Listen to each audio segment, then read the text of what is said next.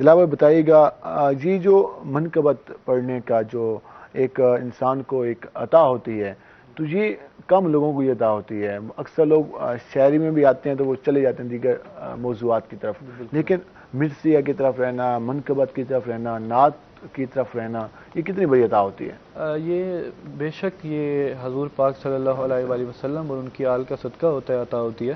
اور یہ محبت ہوتی ہے. جس کو جتنا زیادہ لگاؤ ہوتا ہے نا شاعر کو جس چیز سے، اس کے بارے میں لکھتا ہے. کچھ شعراء ہوتے ہیں جن کو معاشرتی عوامل جو ہیں، مسائل جو ہیں، ان سے لگاؤ ہوتا ہے، اس پر لکھنا چاہتے ہیں، اس کو باریکی سے دیکھتے ہیں.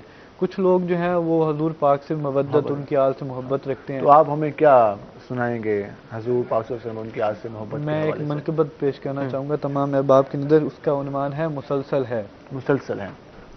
سبحان اللہ، بہت ایک خوبصورت انداز میں آپ نے سنایا. یقیناً حضور پاک اور ان کی اہل سے جو محبت ہے وہ عطا ہے، جس طرح آپ نے کہا کہ یہ عنایت ہے اللہ کی، اور یہ ہر مسلمان میں دعا ہے کہ ان کو یہ عطا ہو.